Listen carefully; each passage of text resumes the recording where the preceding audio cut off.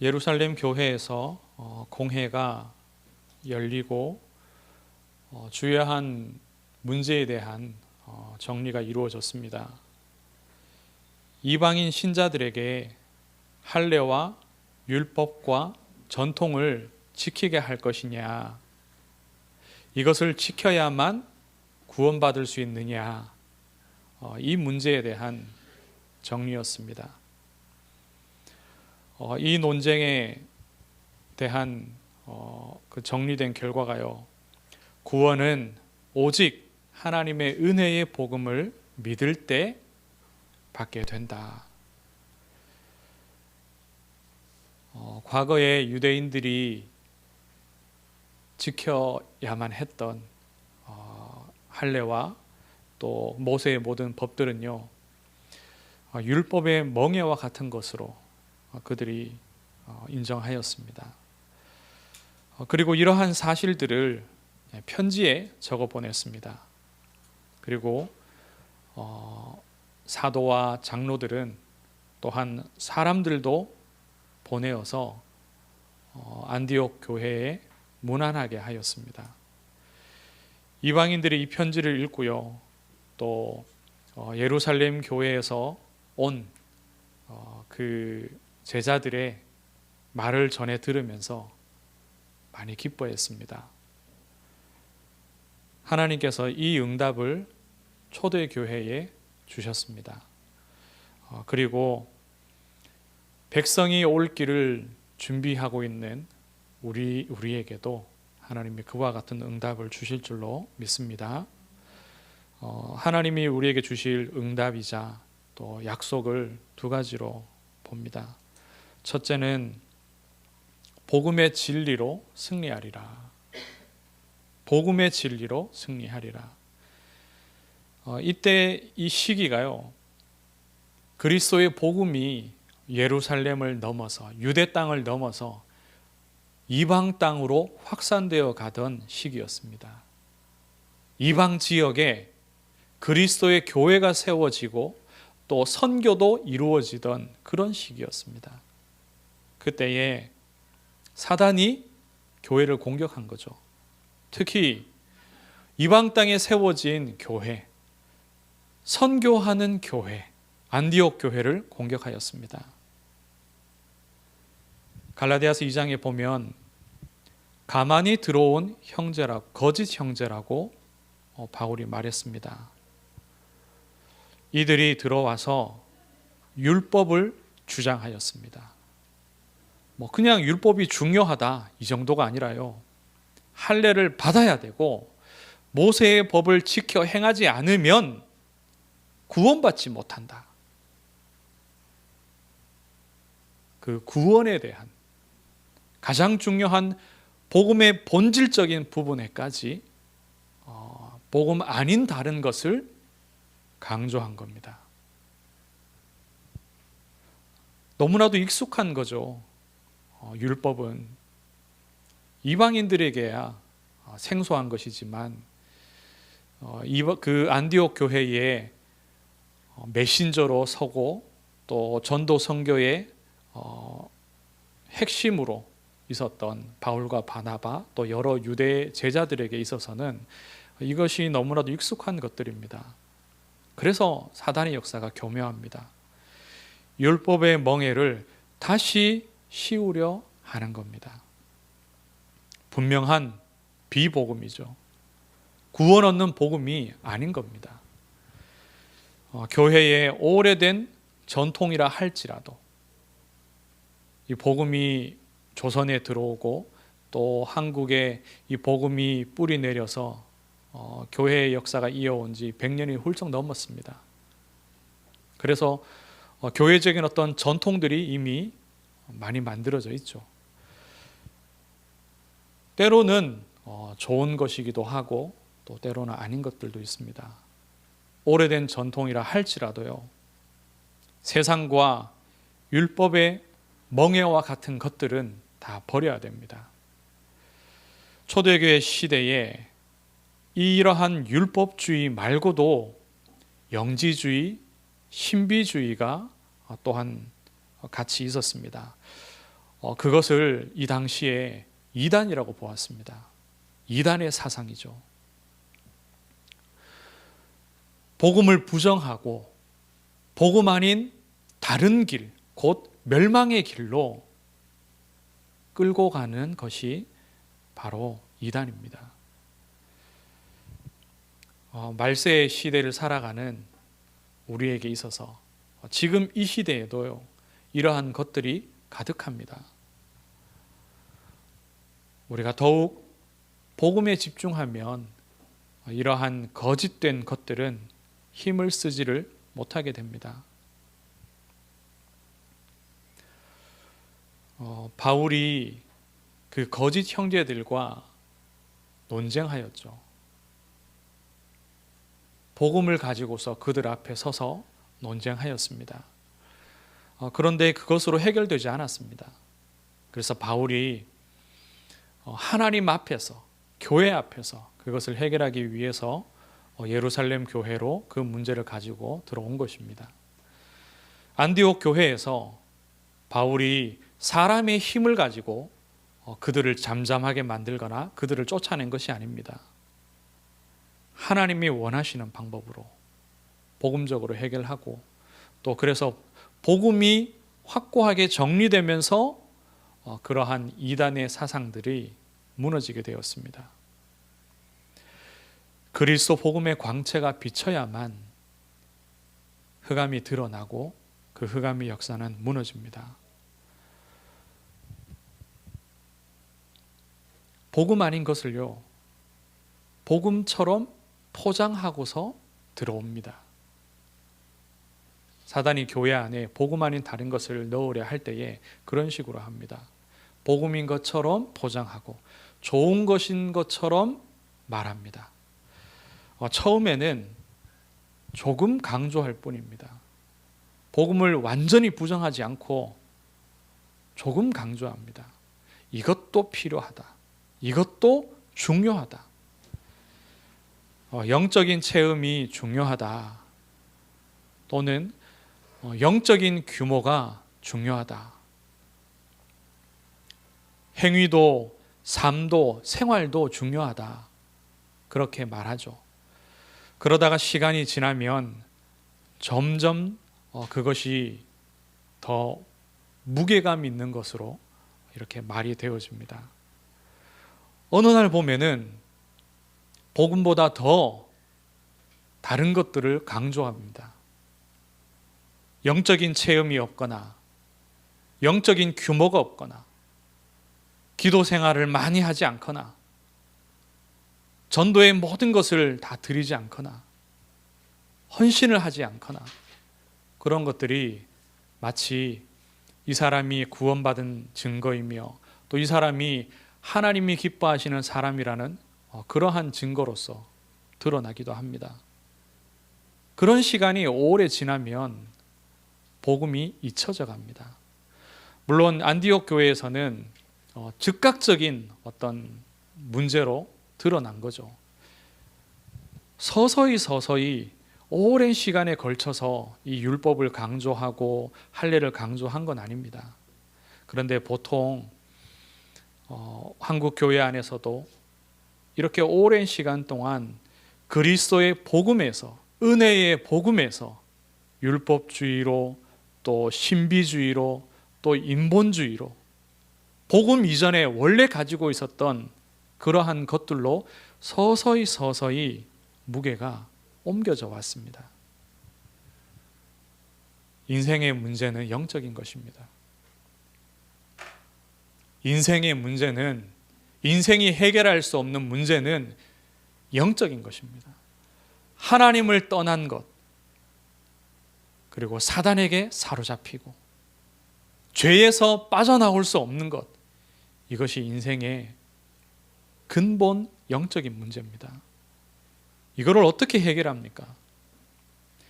아무리 삶이 바르고 아무리 영적인 체험이 있고 아무리 기도를 많이 하고 헌신을 많이 하고 삶을 바르게 살아도 이 영적인 근본 문제는 해결할 수가 없습니다.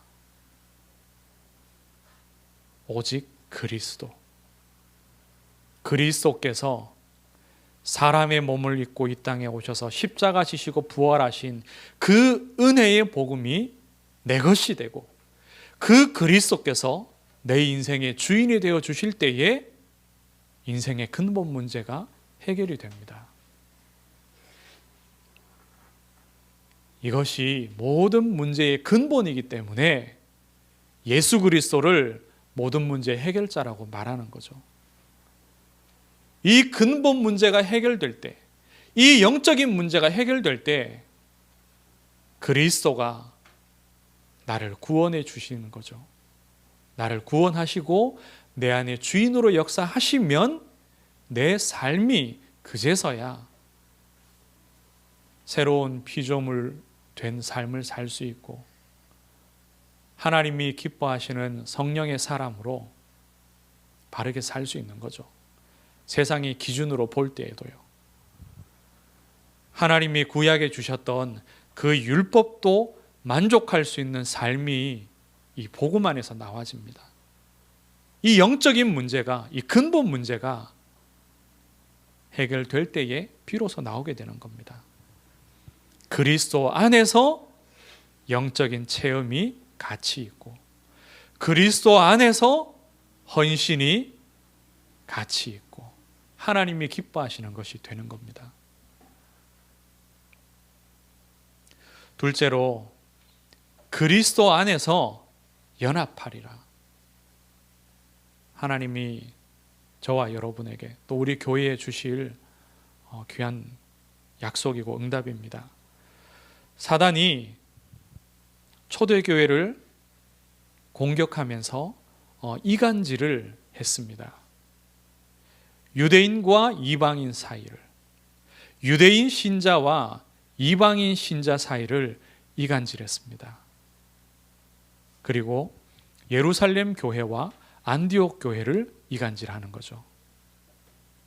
예루살렘 교회는 유대인 중심의 교회고, 또한 안디옥 교회는 소수의 유대인들이 있는 동시에 이방인 중심의, 이방 선교에 굉장한 하나님의 뜻이 있는, 계획이 있는 그런 교회이기 때문에요. 유대에서 올라온 형제들이라고 표현되고 있지 않습니까? 사도행전 15장에는. 그런데 바울이 기록한 갈라디아서 2장에서는 야고보가 보내어서 왔다라고 그 형제들이 주장했습니다. 야고보가 보내어서 와서 이들이 모세의 법을 강조하고 있으면은 무슨 의미입니까? 야고보가 그것을 가르쳤다라는 거죠. 야고보의 뜻이, 야고보 사도의 뜻이 할례받지 않고 모세의 법을 지키지 않으면 구원받을 수 없다라고 가서 가르치라고 했다라는 겁니다. 그러면 결국 예루살렘 교회와 안디옥 교회가 사이가 벌어지게 되는 거죠. 이게 사단의 공격이고 이것이 사단의 이간질입니다. 사단이 먼저는 그리스도의 복음을 공격했습니다. 복음이 아니고 율법이어야 된다, 그렇게 공격한 거죠. 두 번째로 사단이 공격한 것은 그리스도 안에 있는 신자 사이를 공격한 겁니다. 유대인 신자와 이방인 신자. 또한 교회적인 공격이기도 하죠. 유대 교회와 예루살렘 교회와 이방 땅에 세워진 이 이방인 교회, 이렇게 공격했습니다. 그런데 사실 유대인과 이방인들이요, 절대 하나 될 수 없는 사이이죠. 얼마 전에도 팔레스틴 지역에서 또 분쟁이 일어났습니다. 지난 수천 년 동안 이 민족들 사이에 분쟁이 있었고, 또 최근 이스라엘이 그 팔레스틴 지역에 다시 국가를 세운 이후에 계속적으로 지금 분쟁이 일어나고 있습니다. 최근에는 팔레스틴 쪽에서 이스라엘 지역을 향해서요, 수백 발의 로켓을 발사했습니다. 그리고 또 기사로 이렇게 나오고 있는 보도가요, 지난 수십 년 동안 이스라엘 군이 기자들을 살해했는데 그 분쟁 상황 속에서 총을 쏘아서 기자들을 살해했는데 이스라엘 기자들을 죽인 게 아닙니다. 그 분쟁 내용들을 전 세계에 또 아랍 지역으로, 중동 지역으로 전달하는 기자들을 죽였는데요, 무슬림들입니다. 그 사람들이 지금도 계속해서 분쟁하고 있습니다. 유대인과 이방인, 유대인과 무슬림 사이에. 그런데 하나님께서 이 은혜를 주셨습니다. 편지를 쓴 그 부분을 보니까요, 22절에 보니까 사도와 장로와 온 교회가, 이스라엘 예루살렘에 있는 온 교회와 성도들이, 지도자들이 다 한 마음으로요, 이방에 있는 교회들을 향하여서, 이방인 신자들을 향하여서 편지를 씁니다. 이방인 형제에게 문안하였다라고 말씀하고 있죠. 이방인들을 그리스도 안에서 한 형제로, 또 그들을 향하여서 문안합니다. 공식적인 내용으로는 처음 이렇게 편지하고 또 예루살렘 교회의 사도와 장로들이 그들의 이름으로, 예루살렘 교회의 이름으로 지금 문안하는 거죠. 복음이 드러나니까 교회가 연합하게 됩니다. 그동안 절대 하나 될 수 없는 사이였는데, 물론 이방에 세워진 그 교회에 소식들을 들어왔죠. 바울과 바나바가 와서요, 전달하고 포럼하고, 또 지난번에는 부조금도 전달하고, 이방의 선교 역사가 일어나고 있는 사실을 계속 들어왔습니다. 기뻤겠죠. 그런데 예루살렘 교회에서 공식적으로 이방인 신자들을 형제로 받아들이고 그들에게 문안합니다.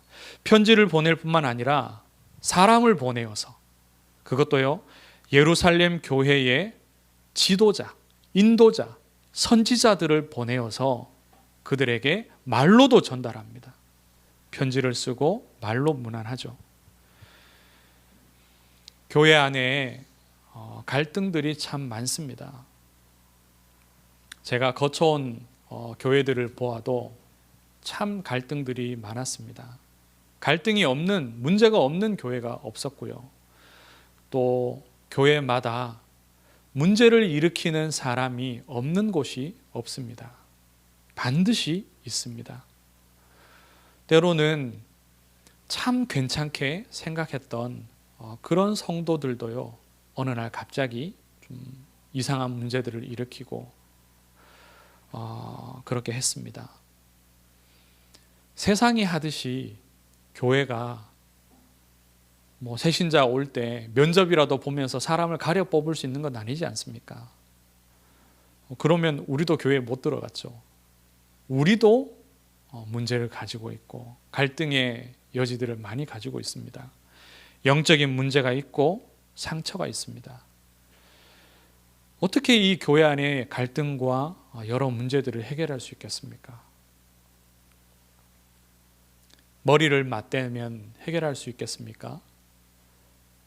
또 사람을 면밀히 보고 통제하려고 애쓰면, 그것이 관리하려고 애쓰면 그것이 되겠습니까? 교회는 세상과 같지 않습니다. 초대교회에, 또 예루살렘 교회와 안디옥 교회에 하나님이 주신 응답을 보아도요, 하나님이 역사하시는 그 순서와 내용을 잘 보아야 됩니다. 복음에 집중할 때, 복음 아닌 것이 드러나고, 복음이 정리되고, 복음이 선포될 때에 이러한 이단의 문제와 또 사람으로 인한 갈등과 분쟁들이 다 해결되었습니다. 말씀을 정리합니다. 이 초대교회를 향하여서 사단의 이러한 공격들은 하나님께서 허락하신 겁니다. 복음을 반대하고 이제는 이단의 사상이 되어버린 그 율법의 멍에를 씌우는 것, 세상의 멍에를 씌우는 그 일, 그 사단의 공격을 하나님이 허락하셨습니다. 그리고 이러한 거짓 형제들을 통해서 교회에 분열이 일어나도록 이간질하는 그런 공격도 하나님이 허락하신 겁니다. 그러한 갈등과 논쟁들을 하나님이 허락하셨습니다. 그런데 하나님이 어떻게 응답을 주시고 해결하셨느냐? 복음의 사람들을 모으고 그들이 기도하며 성령의 감동을 따라서 서로 의견을 나누고 포럼하고 그렇게 하면서요, 복음이 정리되게 하셨습니다. 그리스도의 복음을 더욱 붙잡게 만들었습니다. 그때에 교회가 연합되고, 그리고 35절에 우리가 읽은 마지막 그 부분을 보면은 안디옥 교회가 다시 전도와 선교 속으로 집중하며 들어가게 됩니다. 백성이 올 길을 닦으라고 하나님께서 우리에게 말씀 주셨습니다. 우리 안에 이미 있는 복음 아닌 그러한 멍에들, 또 복음적인 삶이 아닌 여러 가지 영적 문제, 상처, 갈등의 소지들이 많습니다. 그리고 앞으로 하나님이 보내실 백성들에게도 그러한 문제들이 있겠죠. 이단의 사상과 복음 아닌 다른 것들이 사단의 공격 속에 우리 교회를 향해서 자꾸 들어올 수 있습니다. 그런데 우리가 복음에 집중하고 하나님의 은혜를 구하고 하나님께 맡길 때에 더욱 복음의 교회가 되고 또 교회 안에서 우리가 하나 될 수 있을 것입니다. 이 응답을 저와 여러분이, 우리 교회가 함께 누리기를 주의 이름으로 축원합니다. 하나님, 은혜를 감사합니다. 복음 아닌 모든 것들이 그리스도 앞에서 무너지게 하옵소서. 오직 복음만이 남게 하시고 복음으로만 충만케 하옵소서. 우리의 삶의 연약한 부분들, 영적인 문제와 상처들이 복음 안에서 치유되어지며 새롭게 되어지며, 그래서 시간이 가면 갈수록 더욱 하나가 되게 하시고 전도를 위해 힘을 모을 수 있도록 역사하여 주옵소서. 살아계신 예수 그리스도 이름으로 기도드리옵나이다. 아멘.